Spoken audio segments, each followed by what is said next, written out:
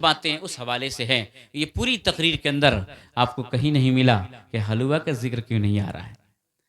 इसकी वजह है, हलवा का जिक्र इसलिए नहीं आ रहा है कि हलवा नबी ने नहीं बनवाया था उस रात में। मगर इसका मतलब ये भी नहीं है कि हलवा हराम हो गया, जैसे वहां भी बोलता है, वो डायरेक्ट हमला करता है, वो डायरेक्ट हमला करता है। यहां मैं सिर्फ ये समझाना चाहता हूं कि हलवा एक मीठी चीज है, पाक साफ है, उसको नाजायज कहना, उसको हराम कहना, उसको गलत कहना, ये खुद उस आदमी के गलत होने की दलील है। क्योंकि जो चीजें पाक साफ है, जिसके लिए सारा एहतमाम है, वो चीजें गलत कैसे हो सकती हैं। अगर हलवे का लफ्जी माना भी हम लेकर के आए तो हलवा का माना क्या होता है? मीठी चीज। हलवा का माना मीठी चीज होता है। तो नबी अकरम सल्लल्लाहु अलैहि वसल्लम की आदत मुबारक थी कि वो मीठी चीज को पसंद किया करते थे।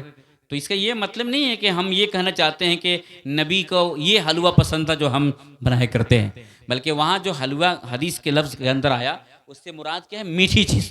तो चूंकि हलवा भी मीठिया होता है इसलिए उसका इतलाक उस तरह पे होने लगा।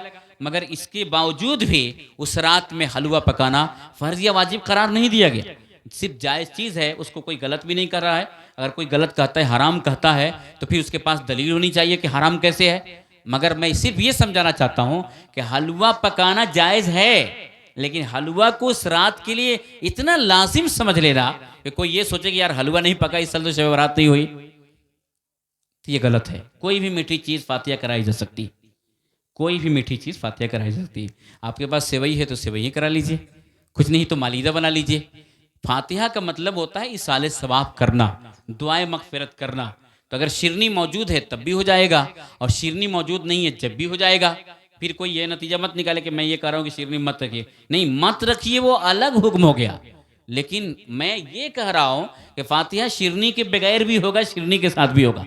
और शिरनी सिर्फ हलवा के साथ खास नहीं है, जो चीज़ें भी जायज़ हो उस चीज़ की हम फातिहा खानी करा सकते हैं, जिसको खाया जा सके, जिससे फ़ायदा हासिल किया जा सके। तो फिर ऐसी सूरतों में उस चीज़ को हम जो है फातिहा, इसलिए खाना पे भी फातिहा हम दे देते हैं। क्यों? इसलिए कि खाना खा करके उसका इंसान इस्तेमाल कर लेता है, उसके ज़रिए से भूख पड़ जाती है, एक आदमी की शिकम जो है पूरा हो जाया करता है, तो वो उससे फ़ायदा हुआ करता है। लेकिन गलत जो चीज़ें होती हैं उससे इंसान को नुकसान पहुंचता है, इसलिए गलत चीज़ों की फातिहा खानी नहीं कराई जाती है, जायज़ पाक साफ चीज़ों की फातिहा खानी कराई जाती है। तो हलवा बनवाइए, खाइए पीजिए, लेकिन इतना मत खा लीजिए कि फिर डेकार मारना शुरू कर दीजिए, तो फिर ये बात भी नहीं हो पाएगी। ये और भी दिन है ना, और दिन भी हलवा खाना है, उसे कल को भी खाना है, परसों भी खाना है, अब खाते रहिए। लेकिन वो रात तो हर रात नहीं आएगी ना, शब बारात तो हर रात नहीं आएगी, हलवा तो हर दिन बन जाएगा, हर रात हम खा लेंगे। तो हलवा थोड़ा मुख्तसर खा लें उस दिन, खाना भी मुख्तसर खाएं, इस नीयत से कि हमारे अंदर ताकत थोड़ी सी पैदा हो जाएगी, हम अल्लाह की इबादत करेंगे। तो इस तौर पर हलवा पकाना जायज़ है, ये ज़माने कदीम से राइज है, रवाज है। इसको नाजायज़ और गुनाह करना ये सरासर जुल्म है, ज़्यादती है, और इसके पीछे कोई हदीस की दलील मौजूद नहीं हुआ करती है। अब एक चीज़ और मैं अर्ज़ करूँ कि अरफा और हरफा का मामला आता है, अक्सर लोग इस हवाले से सवाल करते हैं। इस्लाम के अंदर अरफा या हरफा का कोई वजूद नहीं हुआ करता है। हमारे वहाँ अरफा का मफहूम ये हुआ कि शब बारात से पहले किसी की मौत हुई तो 14 तारीख को ही उसके लिए फातिहा खानी का अहतमाम कर दिया जाए, और फातिहा खानी का अहतमाम कर दिया जाए तो फिर 15 तारीख को फातिहा खानी नहीं कराते हैं, उनके वहाँ दूसरे लोग पहुँच जाते हैं हलवा, क्योंकि इसके वहाँ हरफा हुआ है भाई, हलवा तो खाएगा नहीं, ये बनाएगा नहीं। ये गलत वहाम है। आप 14 को भी कर लीजिए फातिहा, 15 को भी कीजिए फातिहा। ये नहीं, ये लोग सोचते ना कि 14 को ही उसकी रूह एक दिन पहले आ जाती है और आकर कहती है भाई जल्दी आज कर लो नहीं तो कल हम भटकते रहेंगे, नौजुबिल्लाह मिन ज़ालिक। ये रूह भटकती नहीं है, ये हमारी और आपकी सोच है कि रूह भटकती है। मोमिन की रूह के लिए 2 ठिकाना है, मोमिन की रूह के लिए क्या है? एक ठिकाना है।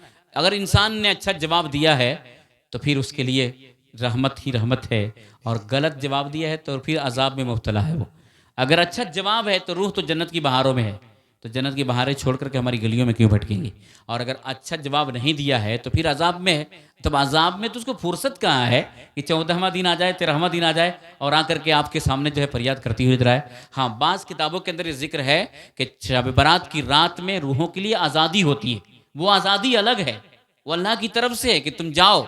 और वो आती भी हैं रूहें, आकर अपने घर वालों से कहती हैं कि तुम ख्वाब गफलत पे सोए हुए हो, मेरे लिए सदका करो, खैरात करो, मेरे लिए दुआएं खैर करो। तो वो एक अलग सी बात है। लेकिन हम ये सोचें कि अरफा नहीं होगा तो फिर खतरा लाहिक हो जाएगा, ये गलत है। जिस तरह पिछले ज़माने में लोग सोचते थे कि भाई जब तक अरपा नहीं हुआ है तो फिर सेवई नहीं बनाना चाहिए।